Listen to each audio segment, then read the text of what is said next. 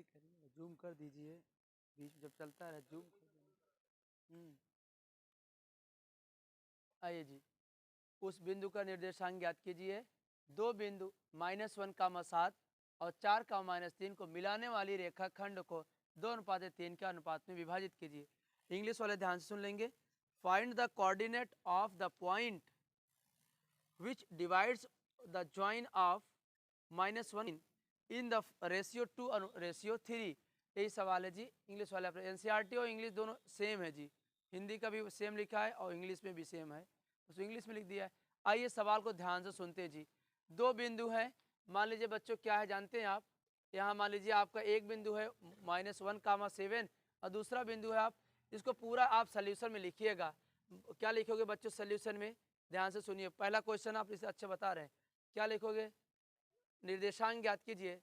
दो बिंदु, ध्यान से सुनिए जी, आप इसको कॉपी में अपने लिखेंगे। दो बिंदुओं -1, 7 और 4, -3 को मिलाने वाली रेखाखंड, मिलाने वाली हाँ -1 या सॉरी -1, 7 मिलाने वाली रेखाखंड, हाँ हो गया जी, रेखाखंड को 2:3 में विभाजित करते हैं। कितना जी? 2:3 के रूप में विभाजित। बच्चों खूब ध्यान से देखिएगा। अब बताइए x1 कौन है जी? जो आपने पहला पढ़ा था वही चीज है, x1 y1 x2 y2। ये बच्चों जो विभाजित वाला है ना, यही m1 m2 है। क्या जी? बोलना नहीं है। m1 m2 2:3। इसका मतलब हम लिख लेंगे बहुत अच्छे से। क्या लिखेंगे जी? अच्छा, सूत्र क्या होगा आपको बता दे रहा हूँ, पहले इसका मान लिखता हूँ जी। क्या लिखेंगे? x1 = y1 = बच्चों ऐसा लिखेंगे, बड़ा तरीका आसान रहेगा जी।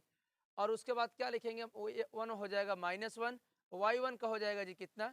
7 बच्चों। और अब देखो दूसरा x2 y2 7 लिखेंगे। अच्छा, ऐसा लिखने से गलती मिस्टेक कम हो जाता, जल्दी गलती नहीं होती, तो आराम से 4, -3 लिखेंगे। हाँ, ये क्या है जी? यही बच्चों है आपका m1 और m2। हमेशा आपको जो अनुपात में रेशियो में देगा वही आपका क्या होगा जी? आपका m1 और m2 का मान 2:3। बच्चों याद रहे, कुछ भी ऐसे सवाल है आप किताब के अंदर है जहाँ m1 m2 का मान नहीं रहेगा, पता करना पड़ेगा, तो वहाँ थोड़ा दिमाग लगाना। क्वेश्चन में बोलेगा लेकिन आपको ऐसे डायरेक्टली मिलेगा नहीं। अभी हम लोग क्वेश्चन देखेंगे। अब आपको सूत्र पता है जी, क्या फार्मूला है निर्देशांक के लिए? निर्देशांक के लिए क्या फार्मूला है, याद रखिएगा जी। क्या हम आपको फार्मूला फिर बता देते हैं, ध्यान से देखो कैसे लिखोगे फार्मूला, फिर रिपीट करते हैं जी। mx लिखोगे प्लस फिर mx लिखोगे अपान m1 + m2। बच्चों याद कराने का तरीका 12, 21 ऐसा रहा। यहाँ 1, 2, अब पढ़ा क्या जाएगा? m1 x2 + m2 x1 अपान m1 + m2, आपको याद भी हो जाएगा। कामा करेंगे जी, फिर अब देखो x हो गया ना, y वाला अब लिखेंगे, फिर y साथ में लिखेंगे और अपान m1 + m2। बच्चों फिर 12 लिखेंगे, यहाँ पर थोड़ा ध्यान से देख लीजिएगा जी।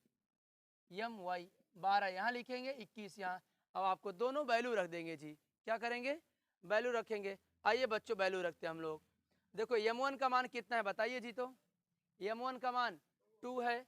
ध्यान से देखिए, m1 का मान 2 है। किताब हटा देते जी।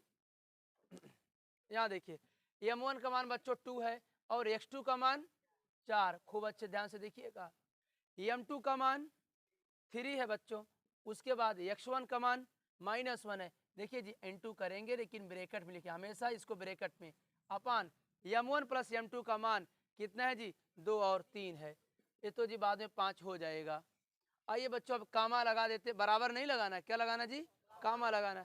बच्चों m1 का मान सबको पता है, m1 का मान कितना होता है जी? 2 होता है। और y2 का मान -3 और बीच में प्लस लगाएंगे। आइए बच्चों आगे m2 y1 का मान कितना है जी? m2 का मान कितना है जी? 3 है। और इसके बाद जो y1 का मान कितना है जी? 7 है। हाँ याद रखिएगा, यहीं अगर मिस्टेक आपने किया पूरी सवाल गलत। इसको मिला भी लेना एक बार, चल जाएगा, टाइम थोड़ा 2 मिनट चलेगा, लेकिन अगर इसको आपने ना सही किया तो जाने पूरी सवाल गलत हो जाएगी। थोड़ा जूम कर दीजिए, इसको मिटाएंगे हम।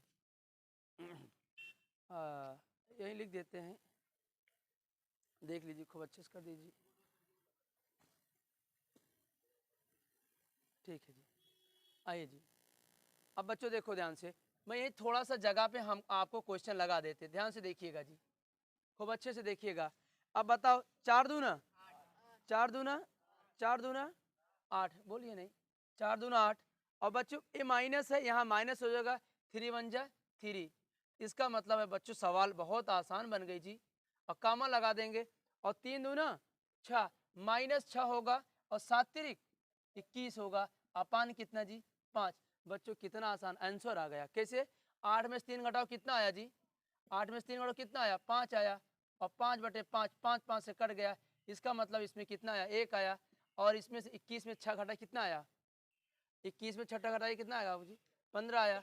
बच्चों 15/5, 5 यही 15। इसका मतलब जो इसका निर्देशांक का जो सवाल आया, एक आंसर आया 1 और दूसरा आंसर आया 3।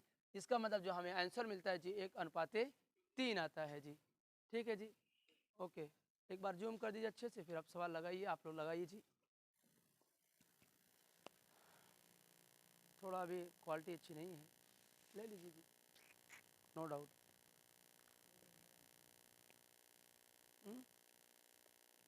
आंसर आ रहा है ना, तो तुम्हें बता दिया करिए।